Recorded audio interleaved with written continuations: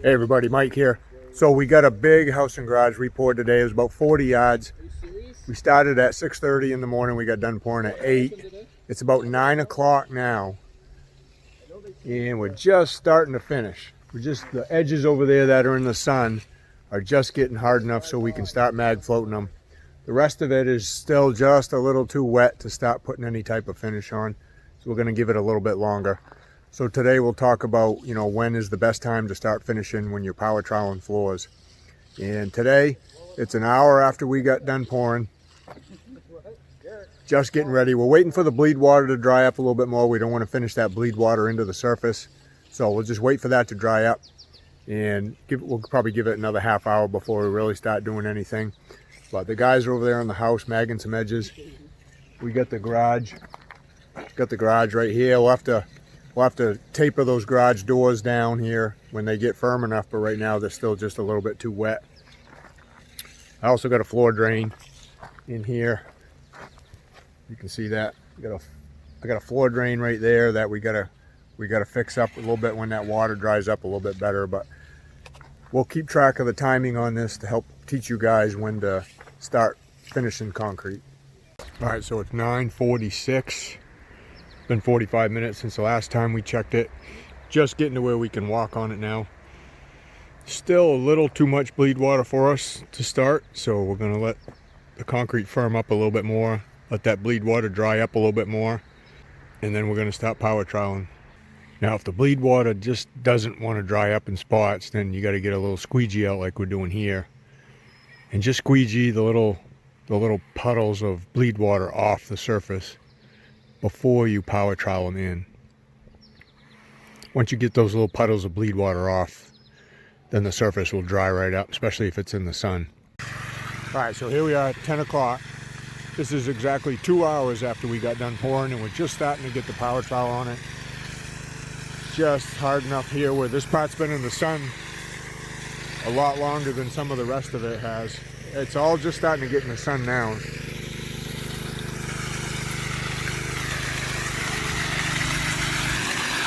So 2 hours after we get done pouring, this is when we're starting to finish. You can see it's a pretty nice float, pretty tight, not too wet. You can see his footprints right there. He's only sinking in maybe a 1/16 of an inch. So the concrete's good and firm.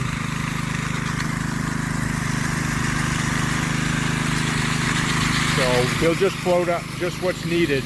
It's not all ready to float yet. But this is the first truck. You'll probably at least float this first truck up. This was 4 trucks total. And if he has to just wait for the rest of it to firm up, he'll just shut the power trowel off and we'll wait. All right, it's now 10:30. We've got both trowels out there. One, the MBW trowel with Luke here, closest to you, he's floating. And then Darren up there with the Whiteman trowel, he's putting the finish blades to it. So this is 2.5 hours after we get done pouring. So the house slab is really starting to take off now. We're still waiting on the garage slab, but that's just about ready. I got the power trowel hanging right there, ready to go. But Luke's getting this last piece floated up, and then he'll kick the float blades off, and then he'll help Darren with the laydown. The float blades are used for just, taking out the bull float marks, smoothing out any little humps or dips, bringing up some more paste to the surface. And then the laydown blades, they continue to help smoothen the floor if you go in a pattern like we do. But they really make a difference as far as that's floated right there, then that's laid down for the first laydown. It'll probably take 3 or 4 hits on laydown. This will be completely done, but that'll all be done within the next hour. That'll be all done. All right, so it's 11 a.m. now. I just started floating the garage up, so I got the power trowel on there right at about 11 o'clock.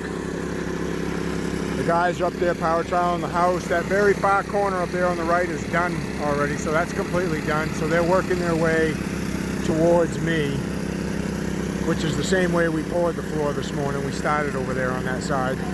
So the first truck's just about done. They're on the second and third truck. This part of the garage that I floated is part of the third truck. And that there in front of the garage doors is the fourth truck. So It's slowly drying today. I'd say it feels like it's about 85 out, but a lot of it was in the shade for a while when we started. The shades just come up over the trees. So it's 11 o'clock, and we'll touch base with you in another few minutes. All right, it's 11:30 now. The garage has been all floated, and I've hit it with lay-down blades in the back. And the house is just about done at 11:30. We started power troweling it at right around 10 o'clock. You can see this back half starting to shine out already.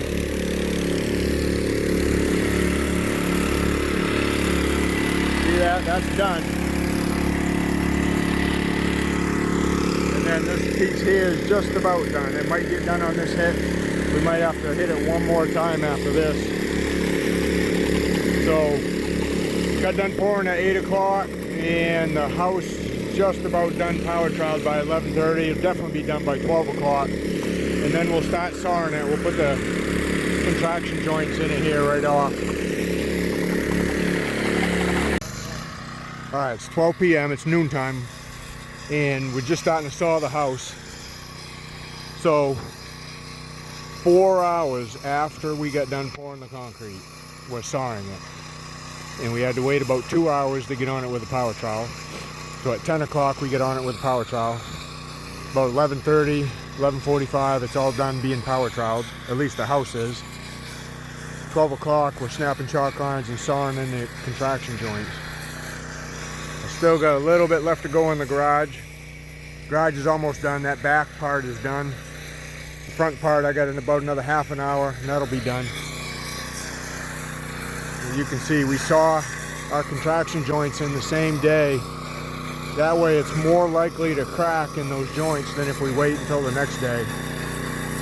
That saw blade goes down about 1.25 inches deep, and it just scores the concrete, so it gives it a relief cut.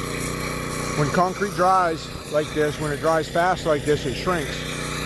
And when it's shrinking, it causes stress on the concrete, and that's how you get, just random cracking.